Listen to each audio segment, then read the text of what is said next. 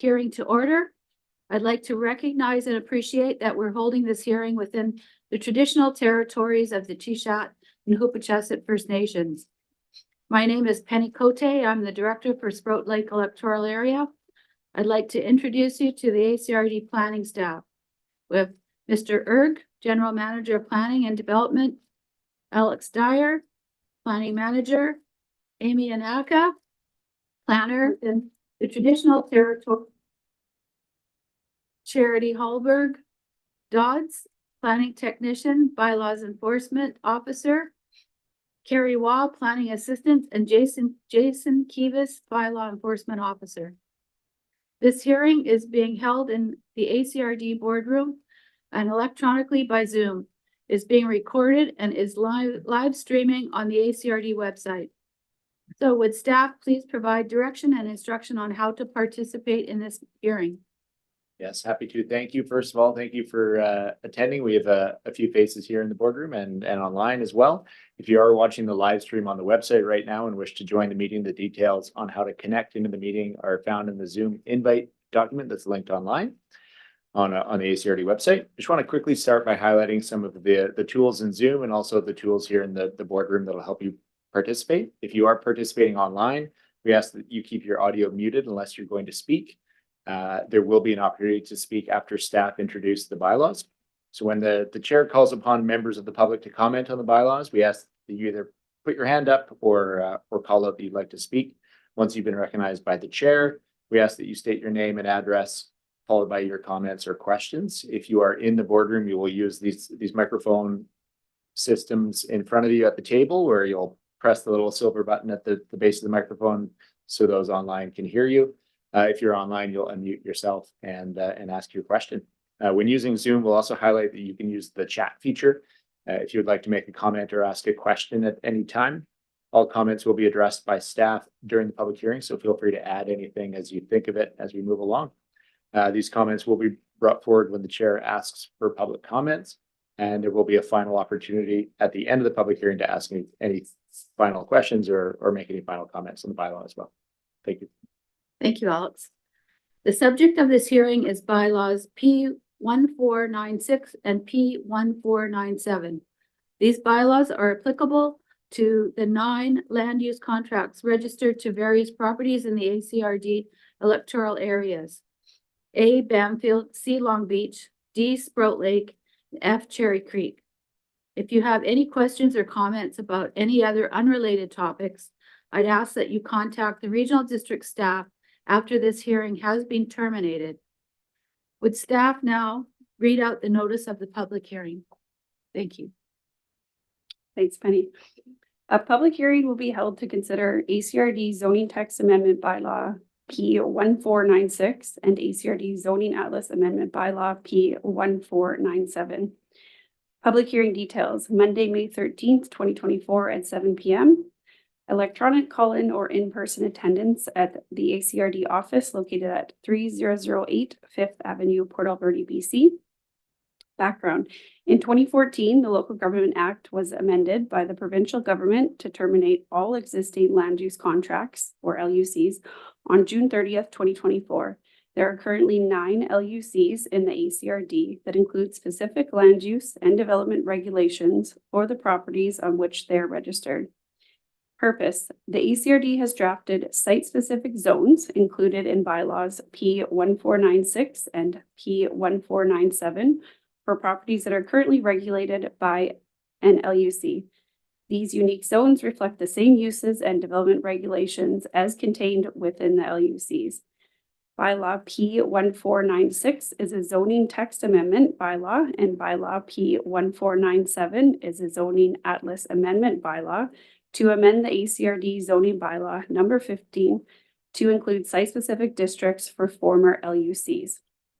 The subject properties are legally described as District Lot 1161, Wickinninish Island, Clayoquot District; Lot B, District Lot 468, Clayoquot District Plan VIP 87429, 2425 Willowbrae Road; Parcel B, DD 18416N of District Lot 152, Alberni District; Cougar Mobile Home Park, 3258 Alberni Highway.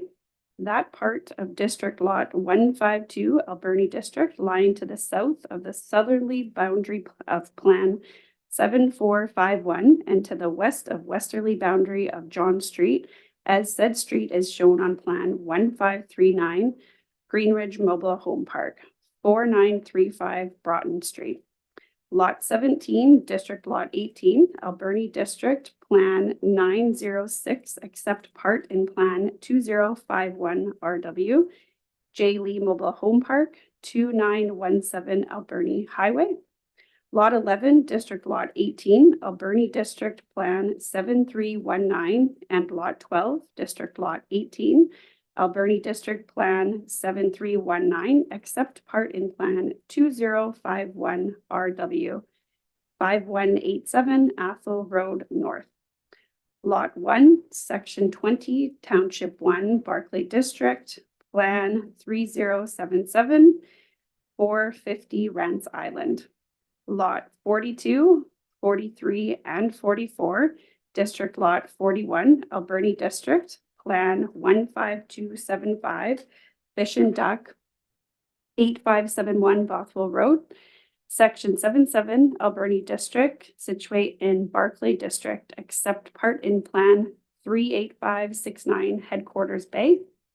A public hearing will be held by the Director for Electoral A, Electoral Area C, Electoral Area D, Electoral Area F, or the chairperson of the regional district. The board resolution making this delegation, copies of bylaws P 1496 and 1497, and all current LUCs and draft zones are available for review at the ACRD office and are available as supplementary information on the ACRD website at www.acrd.bc.ca/events/13-5-2024. Planning staff are available to answer questions in person, through email, or by phone during regular office hours, 8 a.m. to 4:30 p.m. Monday through Friday, from April 26 to May 13, 2024, excluding statutory holidays. Anyone who feels their interest in property will be affected by the proposed bylaws will be afforded a reasonable opportunity to be heard. You can participate in the public hearing in person, electronically, or by phone. Full instructions to do so can be provided by contacting planning staff. In addition, participation instructions are included in the supplementary information available at www.acrd.bc.ca/events/13-5-2024. The public hearing will be conducted from the ACRD office located at 3008 Fifth Avenue, Port Alberni, BC. Written correspondence can be submitted to the ACRD by hard copy delivered to the ACRD office in person or by mail. Email sent to publichearings@acrd.bc.ca. Email submissions will only be considered received if receipt confirmation is provided by ACRD staff. Written submissions can be provided at the public hearing or in advance. Written submissions provided in advance of the public hearing must be received no earlier than 8 a.m. on April 26, 2024, and no later than 4 p.m. on May 13, 2024. Submissions provided ahead of the public hearing outside of these parameters will not be included. If you have questions, planning staff are available to provide assistance during regular office hours from 8 a.m. to 4:30 p.m. Monday through Friday, excluding statutory holidays, and we can be reached at ACRD Planning Department. Thank you for that. A long read. Okay, so the purpose of a public hearing is to receive input, written and verbal, from any person who believes that their interest in property is affected by the bylaw. Members of the public will be allotted 5 minutes to provide their comment a first time. We will hear everyone wishing to speak for a first time before allowing second comments. Each time a member of the public provides their comments, they will be allotted 5-minute maximum.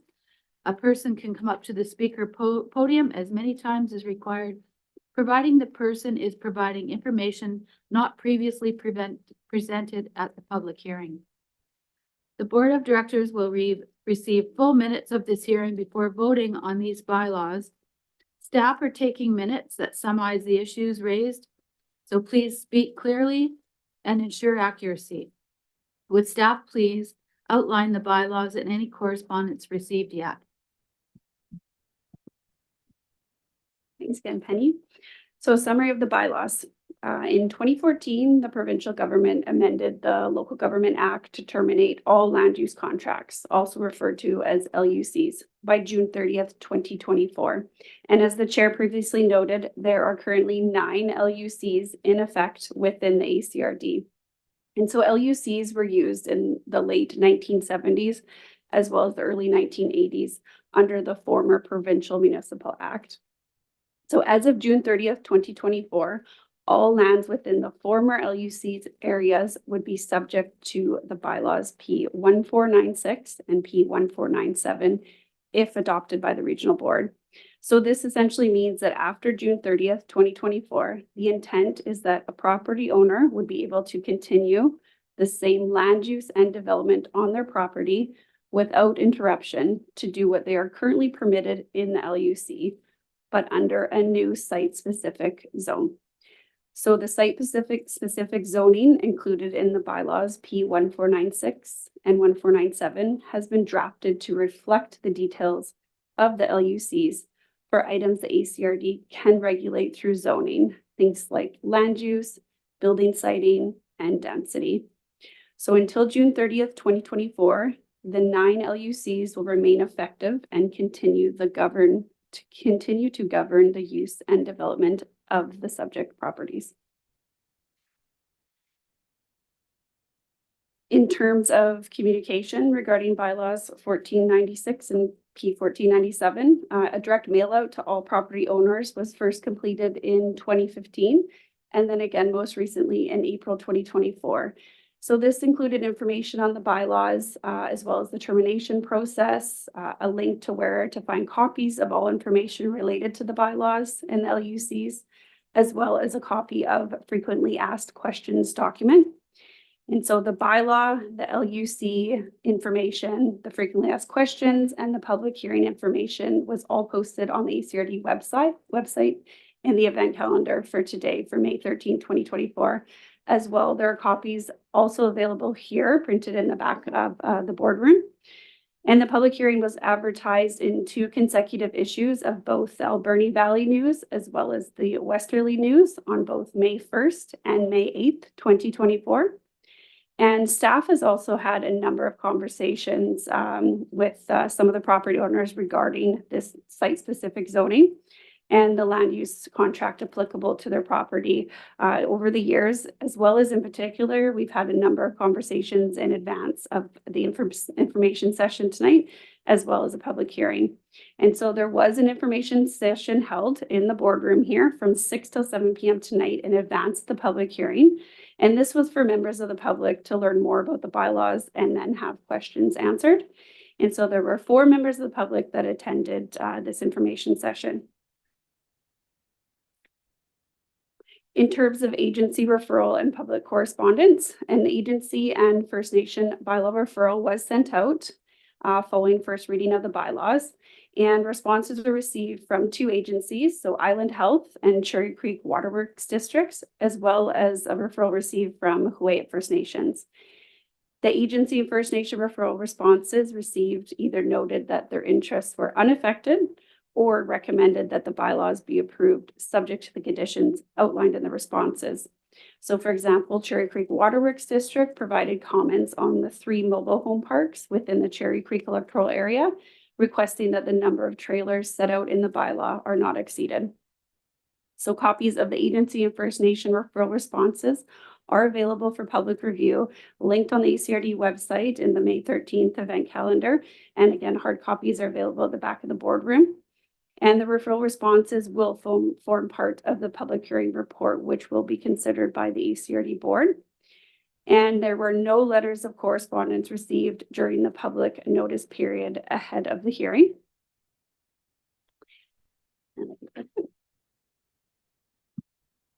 Thank you, Amy. So now we will hear from members of the public. So please wait until you've been recognized by me and state your name and address before beginning. All participants are asked to abide by the social accountability and respectful language guidelines included in the sign-in sheet. Anyone who incites harm toward other participants will be asked to leave at the discretion of the chair. So thank you. Would anyone like to speak at this time? Can you please state your name and address and Yes, I'm Greg Pierce. I live at 4011 Exton Street in Port Alberni. And I have property out at Headquarters Bay, lot 39. And I'm just looking, I'm quite happy this has actually happened. It scared me at first because I didn't know what's going on, right? The land use agreement that we had is a very good one. It keeps the land pristine and, you know, it keeps it the way it was intended to be. Now, everybody signed that agreement. If you bought property there, you agreed to how this was going to be.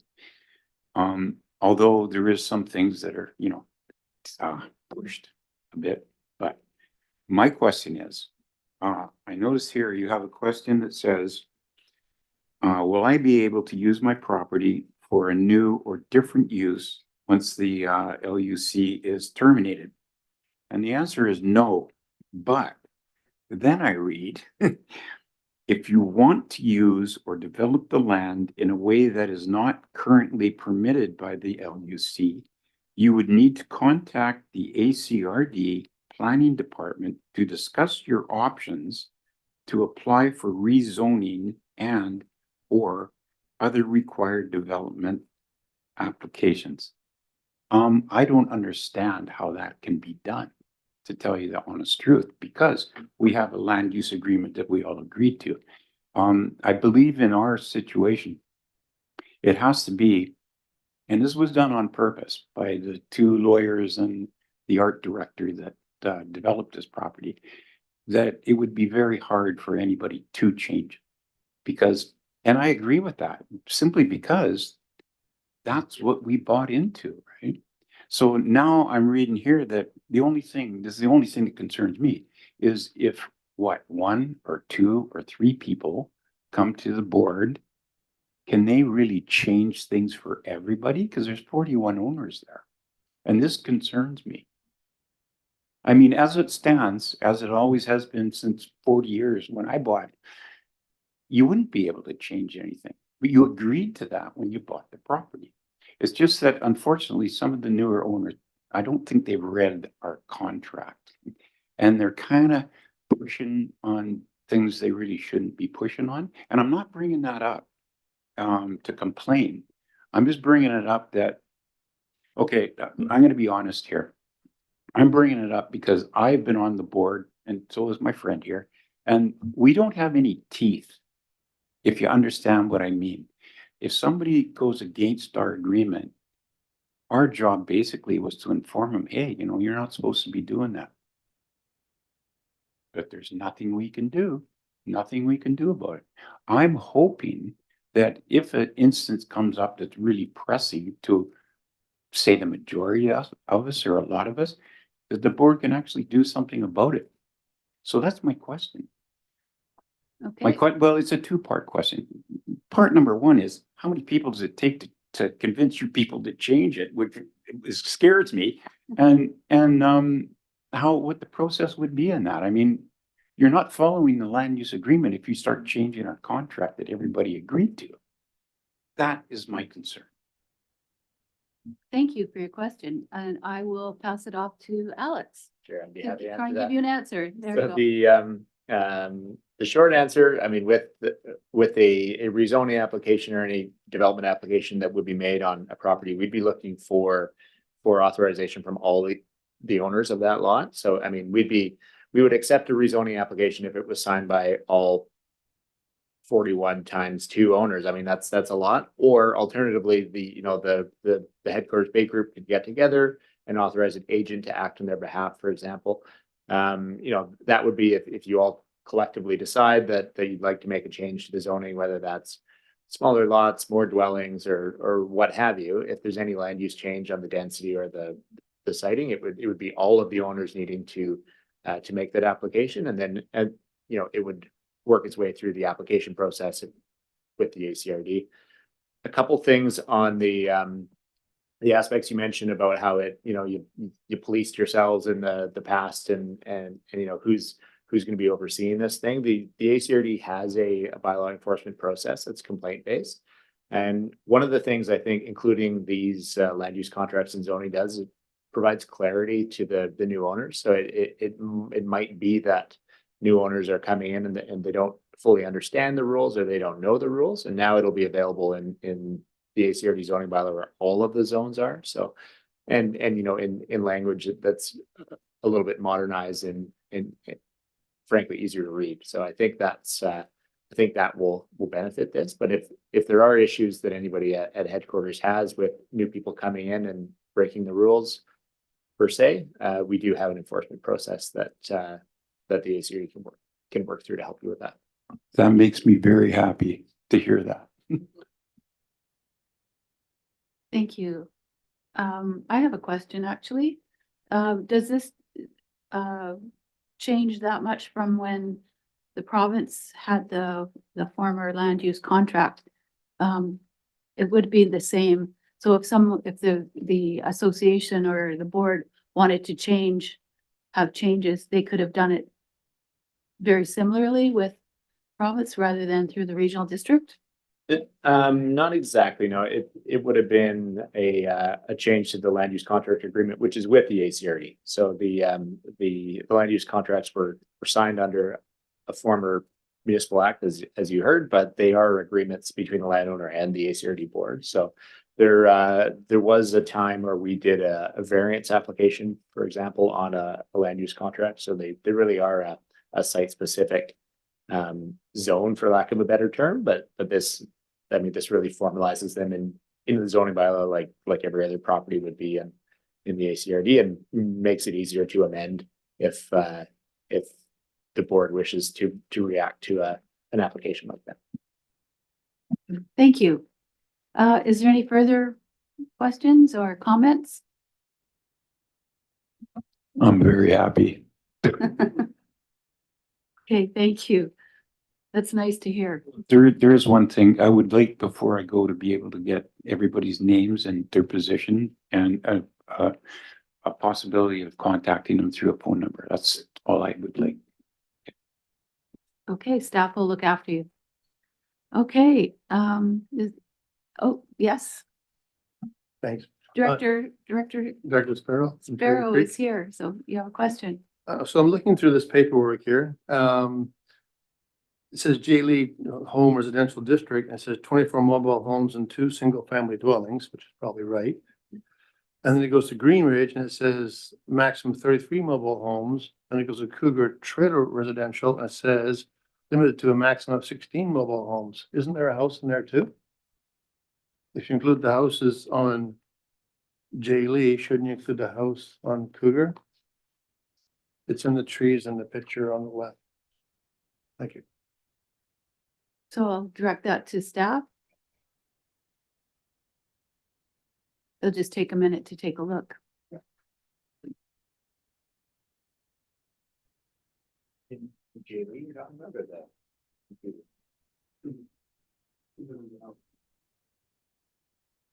So the principal uses in the Cougar Mobile Home Residential District would be number of dwellings within the district are limited to a maximum of 16 mobile homes. I wonder if that's inclusive of the single family dwelling or not. We could look into that. Mhm. Yeah.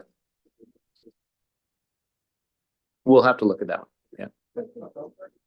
We'll follow up. Yeah, so the just as a background on what the land use contracts were, is the draft zones were built on what was allowed in the land use contract, right? So it was not necessarily reflective of the reality of what's built at every site.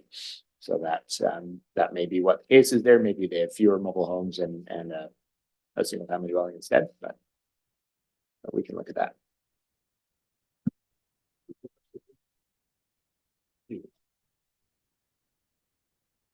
There are legal non-conforming protections in these things as well. So if a use existed prior to the zone changing, then that use could remain and that house could be maintained and repaired until it's removed, and then any new development would need to meet the the new zoning, right? But we do have a referral response from the Cherry Creek Waterworks District as well, and so they note that they on the 3 mobile home parks in the Cherry Creek area, they're okay with the existing the densities that are at the site already. And we've highlighted that no additional density would be allowed, and that you know, if there is anything, then the Cherry Creek Waterworks District will have a chance to comment on that again, and I'm sure would be interested in their capacity to service it with both water and fire as well. Thank you. Is there any further questions from the room? No? Is there any questions online?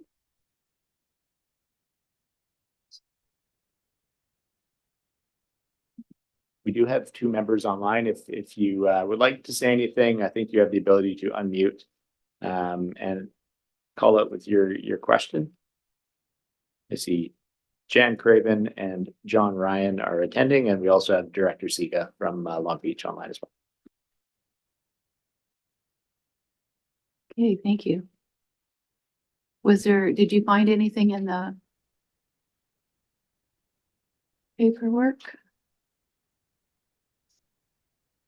I think the short answer is the wording around the exact number of dwellings or mobile homes is taken right from the land use contracts in here. So it specifies exactly like mobile homes and or dwelling units in some and not the other. Like some of these are 1 page and some of them are like 8 pages, right? And very specific to one or the other.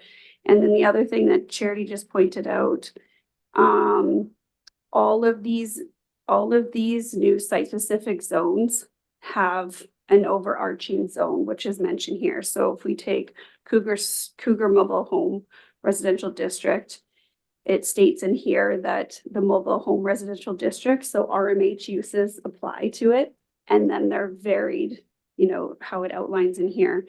And so, correct me if I'm wrong, Alex, the RVH zone would specify, or RMH would specify a single family dwelling is permitted. So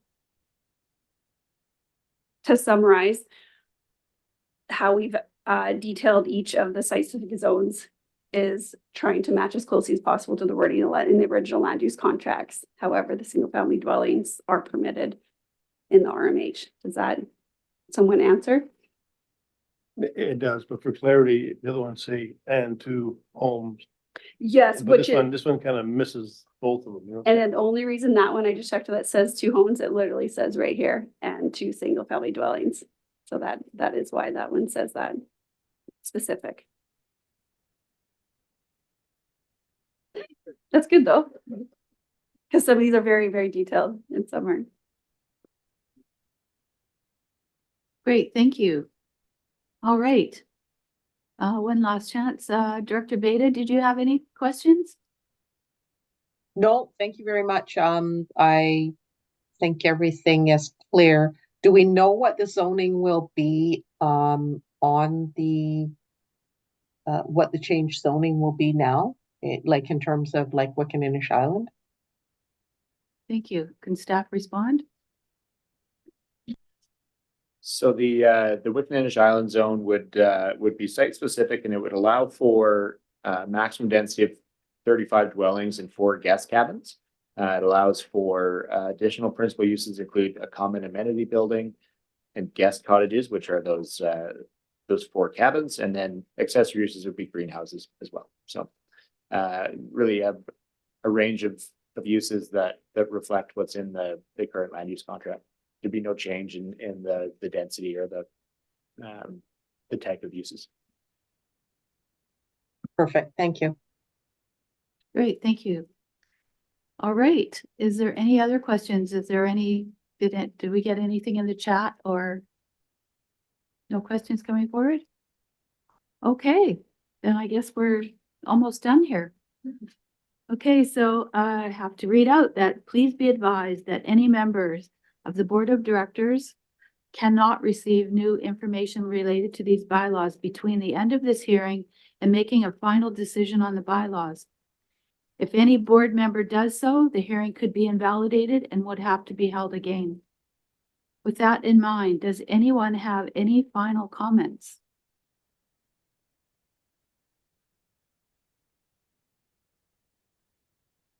Being none, I call for a first time for any further representation on the bylaws. I call for a second time for any further representation on these bylaws. I call for a third time for any further representation on these bylaws. Not seeing anything online. Silence. Thank you. So hearing no further comments, I declare this meeting terminated. Thank you so much for coming and participating. Thank you to staff. Also, And thank you to those online.